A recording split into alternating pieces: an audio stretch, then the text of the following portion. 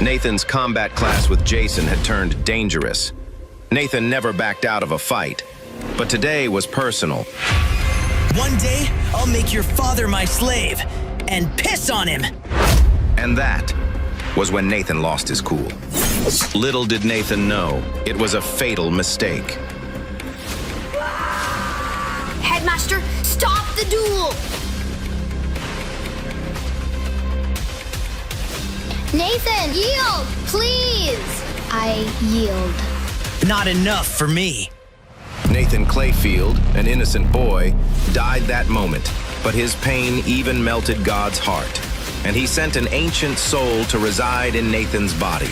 Me, the greatest warrior to have ever lived. Now, I'll do whatever it takes to protect his home and family while I learn the ways of the new world.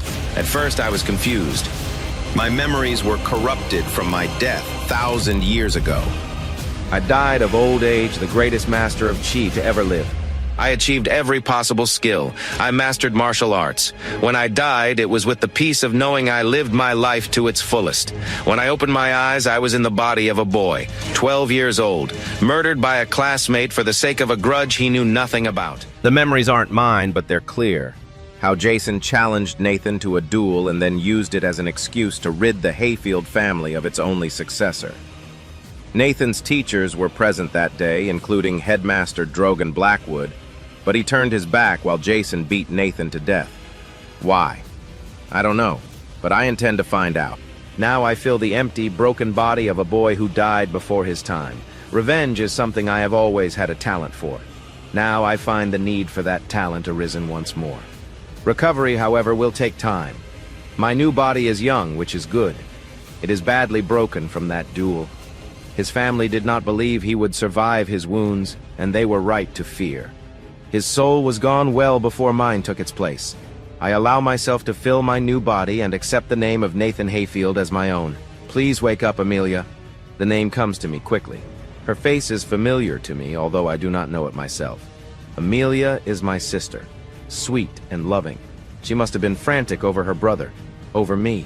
"Brother, you're awake," she says, through tears of joy as she fusses over me and takes my hand carefully. I am injured, terribly injured, but the injuries have at least been treated. I am on the mend. It will have to be enough, at least for now.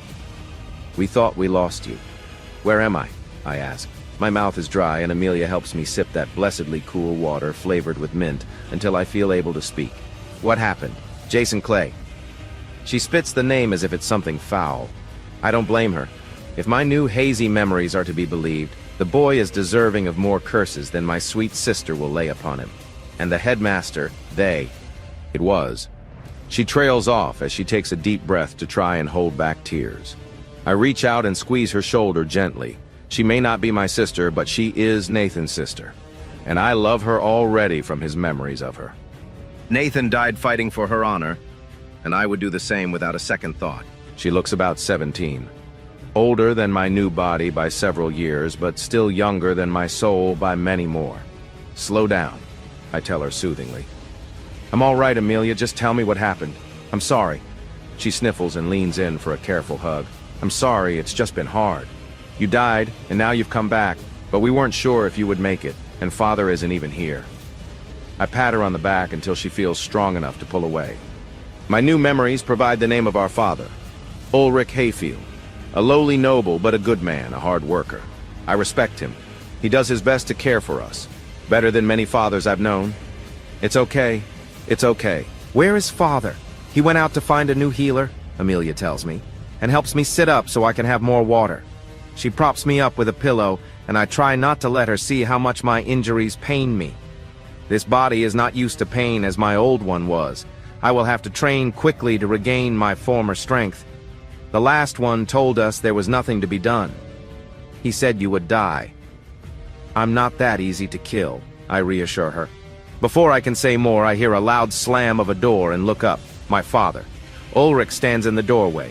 His eyes are wide with disbelief. A healer stands behind him. Not a man I know, but it is clear what he is. "Hello, Father. I have seen miraculous recoveries in my time," the healer says, and comes to my side wonderingly. He lays out his tools and I allow him to examine me. As he does, he grows more and more astonished. "But this is astonishing. A head injury like this, I need not say this could have been your death, and has been the death of many before you. Even so, you must take as much time as you need to heal. I don't bother to reply. I too know how often a head wound like mine is lethal. They do not need to know that the boy who once held this body did die, and that I have taken his place. It would do them no good, and even less for me. I only nod carefully. He is right about one thing at least. I will need far more time to recover before I am able to seek out revenge for these injuries. It takes weeks for me to heal, weeks to recover from the beating that took my life. In that time, I build my strength back up with walks in the garden. Amelia and my father often accompany me, and through them I gain a greater understanding of our situation. Our house is on the edge of ruin. The greater houses, including Jason Clay's, want to see us destroyed. That I will not allow. The worst of them are the Ravens. Their ties to the Clay family are well known. They come around smelling blood, desperate to know if I survive the beating Jason Clay delivered. Nathan didn't, of course, but they don't need to know that.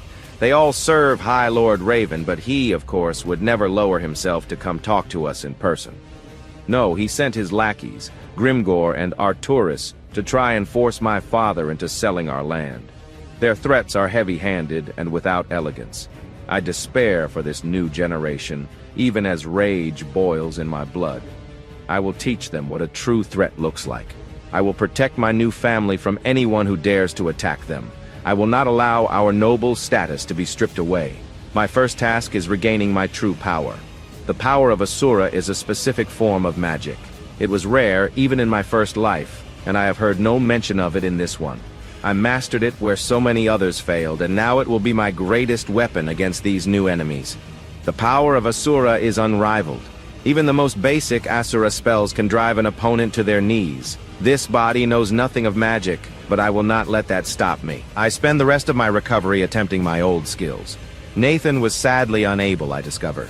Barely a level 3 beginner, even the peasants of my time could do better. Still, it is a place to start, and start I must. My old spells are utterly beyond me, but they will come in time. I did not master the power of Asura the first time by giving up when it became difficult. By the time I am ready to return to the school, I have achieved a higher power than before the beating. Nathan Hayfield, surprised to see you here. Now that you're here, why don't you send your sister to my harem as my whore? Merrick Symington bursts into a chuckle. He is one of Jason's cronies. I remember this cruel joke. I feel just as enraged now as Nathan felt that day. He can't possibly know that I am not the same boy who left this school as a bloodied wreck. You know, Merrick, you've got a big mouth. Stick a sock in it. I don't want to hear you so much as mention my sister, I say without hesitation. He is a bully, and I am through allowing bullies to have their way with me or this school. Merrick, of course, does not take the hint. He never was very bright. You're asking for it, Hayfield? He shouts, all bluster in the face of my new confidence. Time to teach you a lesson.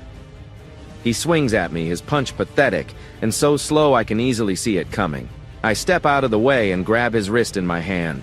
It takes only the slightest effort to twist it until the bones crack under my tight grip. I twist a little harder just to make the point. His scream is more satisfying than it should be, but I don't deny my own enjoyment. He is cruel. I have no patience for wanton cruelty. Go cry to Jason Clay, I tell him when I release him. I'm surprised he's not here defending your worthless honor. Just you wait, Merrick yells from the floor when I drop him to the ground. You'll get what's coming to you. I ignore his threats. There is nothing he can do to me now. The crowd around me is loud with whispers, all wondering at the miraculous change in this new Nathan Hayfield. Good. I want them wondering. I want the rumors to spread. I want Jason Clay to know I'm coming for him. This is just a small taste of what I can do. Nathan, you're better, you're back. Baelor Graham, one of Nathan's few friends in the academy. They met as children and grew up together. He is one of my few allies in his school, and honorable despite his low birth. I went to your house, but your father wouldn't let me see you. He continues as he falls into step beside me, grinning. What are you doing back here? I honestly didn't think you'd ever come back. Why not? Because you know you almost died here, and Jason is still here. I didn't think you'd want to have to ever face him again.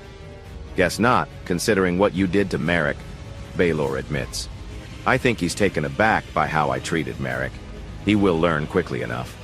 You know that picking a fight with Merrick will just put you back on Jason's map. He'll put you in your grave if you're not careful. Aren't you worried for yourself? If Jason and his gang see you talking to me, aren't you afraid they'll come after you? I'm genuinely curious about his reply. Baelor is not a coward, but he is cautious. Given what he saw happen to me only a few weeks ago, he should be. He's not a powerful fighter, not yet. You know as well as I do that they don't see me as a threat. For whatever reason, you're the one they've chosen to pick on. They may learn better soon, I tell him confidently. But for now, my friend, it would be better to avoid my company. I need to have words with Headmaster Blackwood about why he would allow a student to be murdered on his watch. Why did Headmaster Blackwood let Jason Clay beat Nathan to death? Will Nathan regain his power? Will he be able to save his family from the evil House Raven? Nathan went to the library, and as he walked there, his prying eyes searched for Jason Clay. So far, there had been no word of the bully, at least none that reached Nathan's ears. He recognized some of Clay's cronies staring daggers at him in classrooms and hallways, but had yet to glimpse the man himself. Nathan smiled. He's biding his time for a dramatic entrance. That's what I would do. While he waited in the library, Nathan practiced another Asura technique quietly. He channeled his energy into his fingers and sliced at a wooden dowel he brought for this purpose. Magical energy sliced out from his two pointing fingers and carved a thin line into the wood. Nathan cackled. He needed to go outside to practice this. It was called the razor finger. It could extend the cutting power of any object, and was the first step to eventually mastering the Asura slaying blade, a technique that couldn't just help him win duels. With such power, he could turn the tide in all-out war. A student barged into the library, sweating. Nathan recognized him immediately as Merrick Symington. Merrick rushed up to Nathan. Nathan tensed, ready to fight in case he needed to. The student held up his hands and breathed incredibly heavily. Nathan, you have to come, quickly. What is it? It's Jason Clay. He's... Nathan's eyes widened. He had a sneaking suspicion of what was to come next. What has Clay done? He's captured Baelor Graham. Nathan stood up from his library chair. Fury clouded his vision at the student's news. Attacking me sideways, going for my friend instead of going for me? A coward's tactic.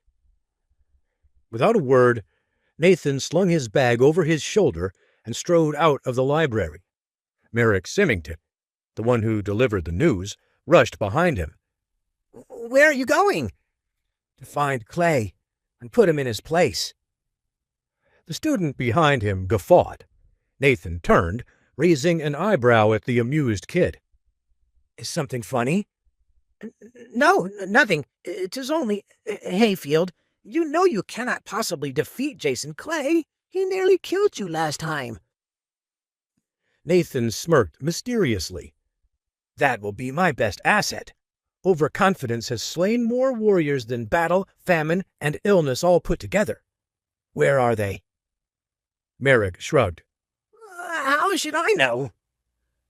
He turned to face Merrick. Merrick, though taller and broader than Nathan, took a step back in surprise. He had never seen such determination radiating from the 12-year-old's eyes. I know this is a trap, and Baelor is the bait. An odd plan, since both you and Clay seem to think me incapable of defending myself, and you are the one to lead me into it. Merrick's wide-eyed act fell from his face like melting snow upon a furnace. Outside the city gates. Be not too long, though. I suspect Baelor's position to become uncomfortable. With that, Merrick rushed down a hallway. Nathan grimaced. So this is the way of Calandria. The honorable suffer, whilst the powerful and corrupt make them their toys. He rushed first to the headmaster's office. No one answered. He knocked again. A passing student shook his head. "'Tis of no use, Hayfield. The headmaster is out for the day. Nathan felt his rage burning even stronger within him. The Clays must have something to do with this. He looked out from the headmaster's office, across the school's entrance hall. Dozens of students milled about. If I am to be a hero, I cannot face my enemies unseen. Nathan puffed out his chest and bellowed to the entire group. Students of Mystic Blades!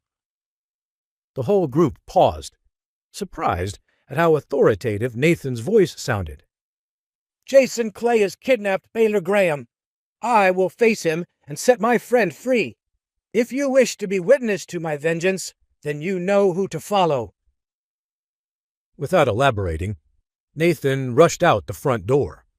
He didn't glance behind him, but he could tell from the sounds that a fair few trainees were on his heels. What's the runt doing? Surely he knows it's a trap. Dumb kid will be slain for sure this time.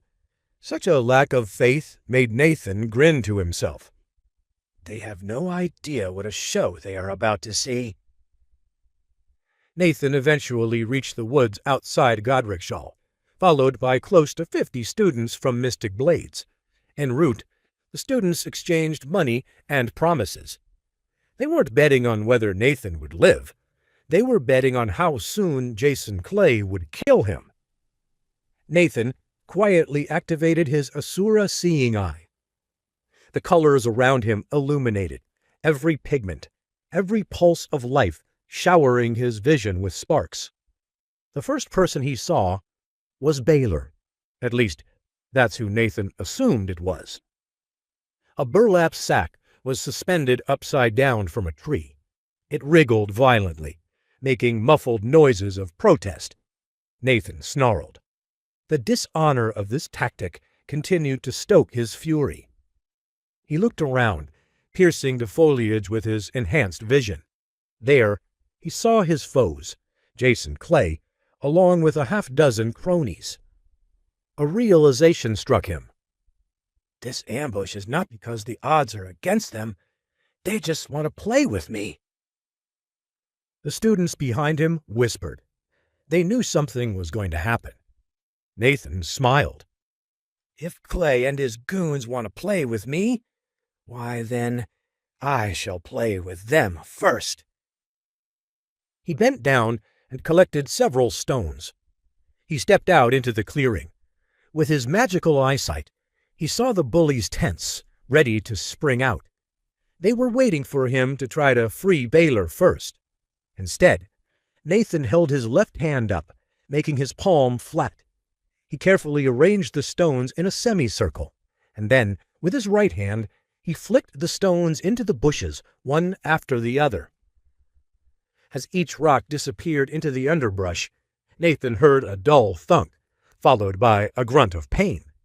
Every single missile hit true, striking the unseen foreheads of Clay and his gang.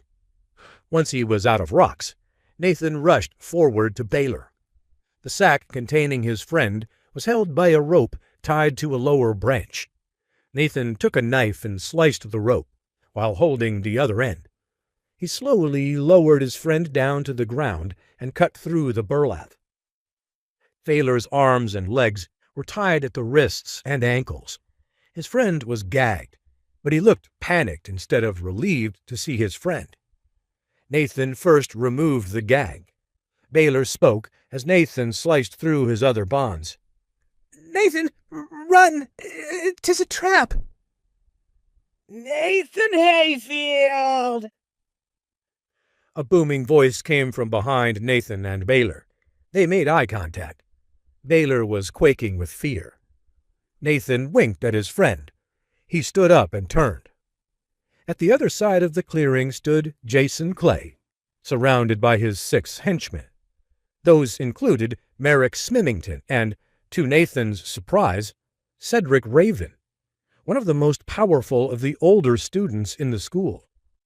They all had bruised and bleeding foreheads. The students who followed Nathan formed a semicircle around the clearing. Some grunted in frustration, having lost the bet that Nathan would die immediately. But nobody left. They were all riveted to see what happened next. Hayfield, thou foul worm! You couldn't just slink away to your pigsty of a hamlet and leave fighting to the real men? Nathan gritted his teeth. I see no real men here, unless you refer to the ambulatory chamber pots standing in front of me. Clay laughed. You're the one who will eat my night soil today, Hayfield. So stubborn, so weak. I can see why Father said I should kill you. Something clicked in Nathan's mind. Jason Clay had inadvertently exposed his weakness, so Nathan leaned in. But you failed to do so, Clay. I imagine your father loved that. Perhaps he sent you to bed without supper, or maybe he called you names in front of the whole family. I imagine even your mother was ashamed of you. Jason's face reddened. Nathan grinned, relishing his foe's embarrassment. How did you spend the last few weeks in the academy? Boasting how you could have killed me, but chose not to? How it was crueler to let me live? Poor Jason Clay. He cannot even smash a cockroach without help from his daddy. Enough! Jason Clay roared and rushed at Nathan. He didn't need swords to kill this upstart whelp. All he needed were his fists. Nathan nimbly dodged Jason's fists and sidestepped until he was out of the way of the infuriated bully's strikes. He called out to the crowd. For this duel to be recognized, we need a noble witness, do we not?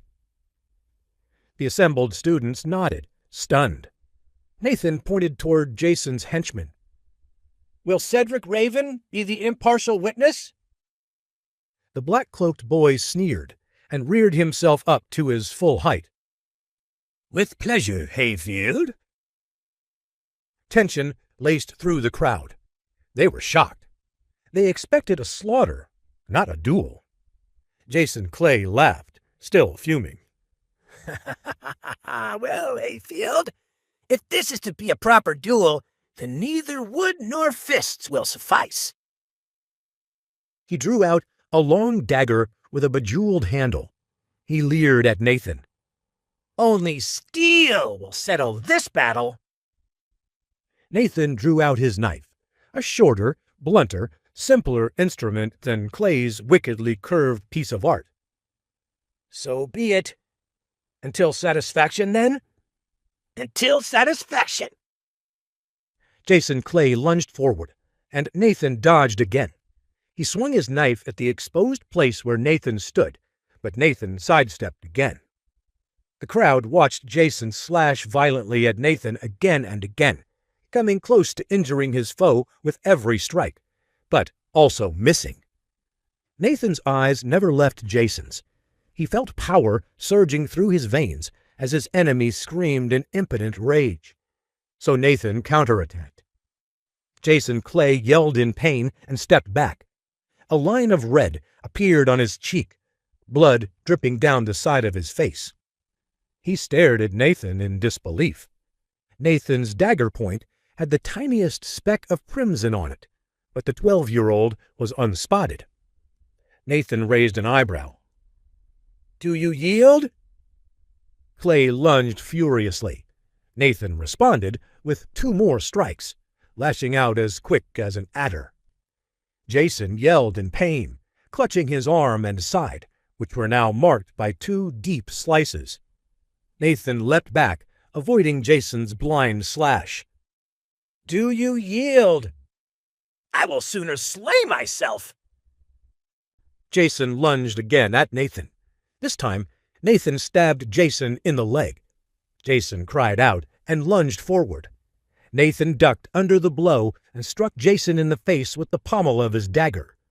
The crowd gasped as Jason's nose broke under Nathan's strike. Jason stumbled back, clutching his face with pain. The assembled students' jaws hung agape. They could not believe what they were watching. Nathan was not only winning, but winning easily. Nathan threw his dagger into the ground, It stuck in the dirt before his foe harmlessly. Jason looked at the thrown dagger confused. He bled from his face, nose, side, arm, and leg, but was miraculously still standing. Nathan directed his next statement at Jason, but loudly, so that the whole crowd would hear. I have now repaid thee, Jason, blow for blow, for the injuries thou didst deal me a fortnight past, though with less cruelty than thou exhibited upon that occasion. With this, I am satisfied. Art thou? My response is in my blade, you weakling. Behold my ultimate move, steel-piercing thrust. Jason's dagger glowed red with spiritual energy as he lunged toward Nathan. The unarmed Nathan sighed. What a boring ultimate move. Even Clay should be capable of something more impressive. He easily sidestepped the stab and seized Jason by the wrist, twisting. Jason yelled as his wrist broke. He dropped his dagger. Before the blade could hit the ground, Nathan caught it and kicked Jason in the chest. Jason toppled to the ground. Nathan placed his knee on the bully's chest and pressed the dagger against his foe's throat. Do you yield? White-hot fury burned in Clay's eyes, but even he knew that he had lost. I yield. I think the crowd heard you not. Through gritted teeth, Clay said it again. I yield. Louder, you craven bull's pizzle. I yield. The whole audience assembled said nothing. They were stunned into silence. Nathan had defeated Jason without even breaking a sweat. Nathan stood up from his defeated foe and tossed his dagger to the side. He spared no words for Jason as he walked back toward Baelor and retrieved his old knife. Baelor started clapping fiercely. He cheered for his friend. No one else joined him. They were all too stunned. Jason Clay struggled to his feet. He fixed his eyes on Nathan and Baelor. Nathan had walked back to the tree to retrieve his bag, leaving Baelor in the open. Jason Clay seized up his dagger. He yelled and grabbed Baelor by the collar of the shirt. I am not satisfied.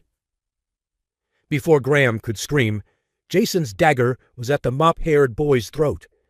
Baelor cried out as blood began to flow from his neck. In a split second, Nathan turned and threw his knife, which stuck into Jason Clay's forehead. Baelor clutched the shallow cut on his neck, and 50 students stood, unable to speak over Jason Clay's lifeless body. Cedric Raven stared at the lifeless body of Jason Clay, his mouth hanging open.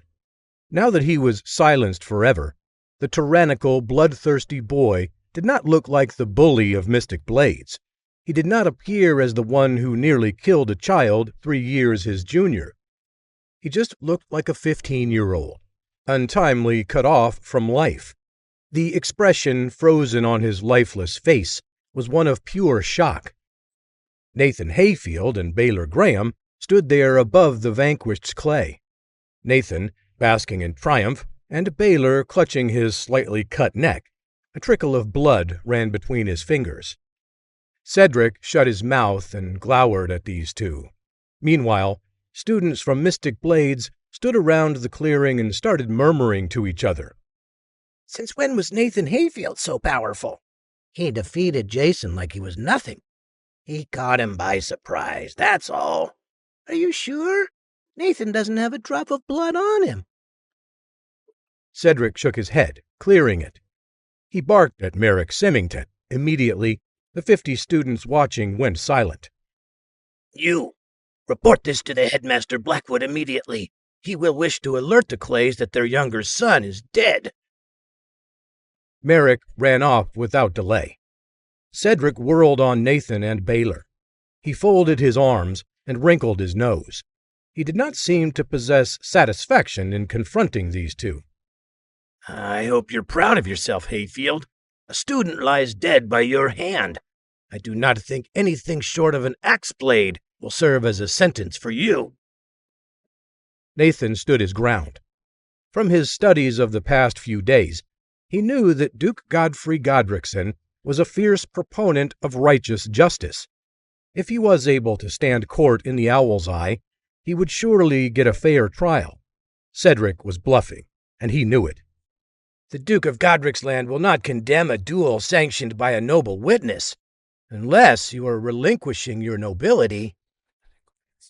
The crowd smothered their laughter at Nathan's barbed comment toward Cedric Raven, but the son of High Lord Remus Raven disregarded the insult and shot back. "I do not remember a duel taking place. I remember a slaughter. An innocent child, born to a noble family, brimming with potential, cut down in the prime of his youth. And I'm sure that's how the headmaster, the Duke, and everyone else will receive it. Does anyone dare challenge my memory?" With the question, Cedric Raven turned to the crowd. They all shrank before his gaze. Nathan seethed in rage. "Of course the nobility will not stand for truth. Foolish of me to expect it." Cedric turned back to Nathan and Baelor, a smug look of contempt upon his face. "Alas, poor little Hayfield. I wonder who they will execute first, you or your pathetic playmate?"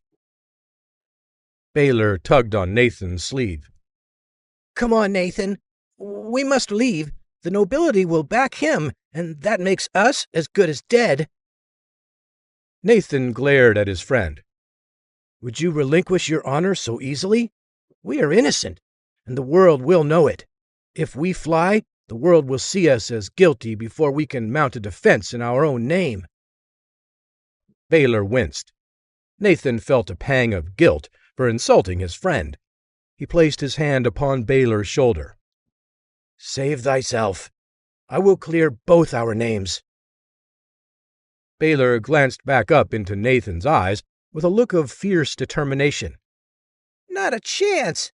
We got ourselves here together, and together is how we shall leave it." Nathan nodded. He turned back to Cedric Raven. "So, Cedric, was this the plan all along? To slay me, weaken my father, and then House Raven steals our lands and titles from us?" Cedric growled. "A scurrilous accusation. Your titles and lands are not worth a flagon of cow's piss." Nathan laughed. "I have no doubt that is what you believed, until this flagon of cow piss hurt your own ambitions." He took steps toward Cedric. "Come now, little Raven. We need not wait for the headmaster or the Duke's men to settle this. We can settle it here and now."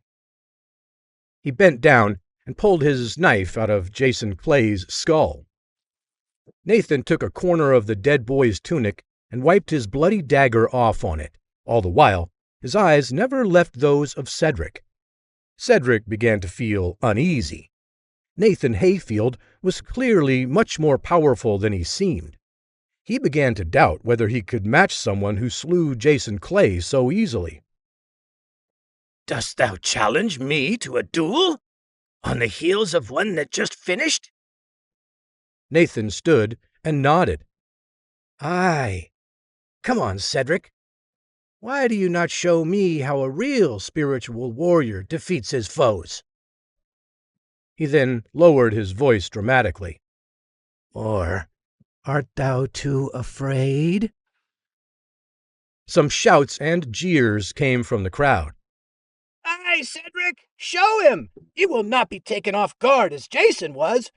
Wipe the smile off that little murderer's face. Cedric clenched his jaw. He opened his mouth, just about to respond, but before any words could issue from his lips, a booming voice cut him off. "Stop this, in the name of Duke Godrickson!" Headmaster Drogan Blackwood marched into the clearing, followed by 6 of Godrickshaw's guards. His cloak trailed behind him as he towered over Nathan and Baelor. "Nathan Hayfield and Baelor Graham, how dare you two stain the name of this academy with a foul murder?" Nathan smiled tightly at the headmaster. "Headmaster, so good of you to join us. I'm amazed you could make the time, considering how dedicated you are to avoiding interference in duels between students." A shocked gasp passed through the crowd. The students assembled were shocked that Nathan could be so bold as to challenge the headmaster like this. Nathan felt Baelor tense at his side, but he nevertheless continued. "But I suppose if the son of my wealthy patrons died, then I'd be forced to play nice." The headmaster colored at Nathan's flagrant accusations. "Such impertinence, boy! To call this a duel? Look at you! You are unscathed, and Clay is cut to ribbons. This clearly shows it was wanton murder. Guards, arrest these boys!" The guards took a step forward, but Nathan held his hand up. "Certainly the sworn men and women of Godricshall would not arrest innocents without hearing their plea." The headmaster scoffed, but the guards held their place as Nathan continued. "According to the Calandrian Code of Dueling, a sanctioned duel is any duel that takes place witnessed by a noble. Such duels are protected by the rules of honor." The headmaster glowered at Nathan. "So you did your reading while you recovered. I am impressed, considering how mediocre a student you were. Very well. Who was the noble who witnessed this duel?" Nathan pointed a finger at Cedric. Headmaster Blackwood turned toward Cedric incredulously. "Well, Cedric, what say you? Did you witness said duel?" With barely a breath's pause, Cedric Raven responded. "I'm afraid not, Headmaster. The young vagabond is grasping at straws." The headmaster whirled on the assembled students. "Did anyone see the sanctioning of the duel that took place?" At that moment, all of the Mystic Blades students took a very keen interest in their boots. The headmaster grunted in frustration. Baelor stood forward. "I can witness." Blackwood chuckled. "Believe him not, guards. This ruffian is Hayfield's lapdog." "But I have proof." Baelor pulled down his collar and showed the still fresh wound on his neck. "Jason Clay nearly severed my throat. If Nathan hadn't slain him, then I would be dead in his stead." The headmaster paused. Some of the guards looked toward him, unsure now as to what they should do. He stuttered. "It is—" Another shouting voice interrupted them again. "Which bastard was it that slew my nephew?" Two figures rushed into the clearing. One was a man in his 40s, bald, with a large beard. On his back, he carried a giant battle axe. Few knew him by his name, as he was a member of the Clay family. Most knew him by his reputation.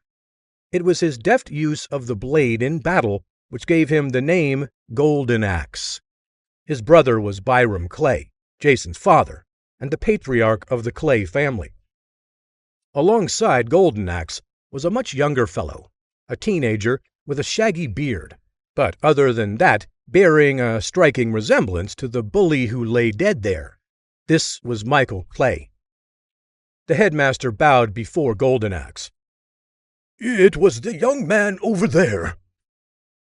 Turning his gaze upon Nathan and Baelor, Michael produced a hand axe from his belt and lunged forward, as if ready to cut down the other two.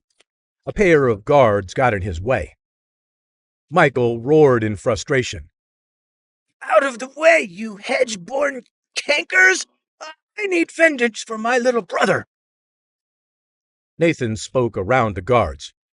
"You cannot avenge someone who sought his own end.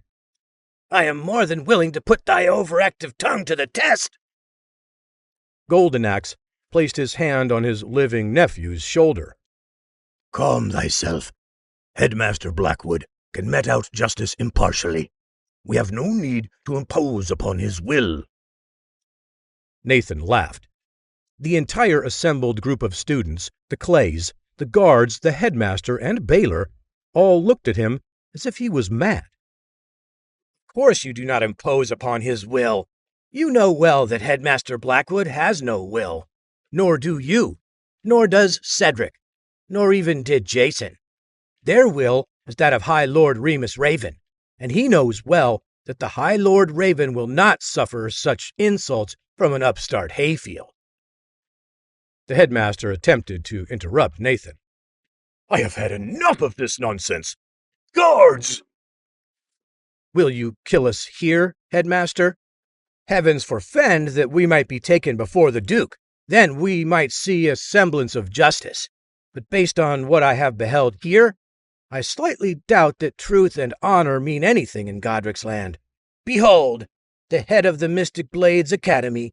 He will look at a boy who barely escaped death and claim the scar on his throat is counterfeit. Anything to appease his master. The guards lowered their spears and approached Nathan and Baelor. They marched steadily forward. Nathan's grip tightened on his dagger. He began strategizing combat moves. He did not wish to take innocent lives, but if the other option was to have his life snuffed out by the minions of the High Lord Raven, he had no choice. He murmured softly to Baelor, Get ready to run. 6 guards. He had not tested this level of his abilities yet in battle, but there was always to be a first time. He twirled his dagger so its blade faced upwards. That way, he would have mobility. Most suits of plate armor were weak in the joints, so he could disable 3 soldiers by aiming for their necks, knees, elbows, and underarms. He would show the headmaster and his cronies the price of believing a raven's falsehood. Please subscribe to the Pocket FM YouTube channel and press the bell icon for instant notification. Check out our channel for more such exciting shows.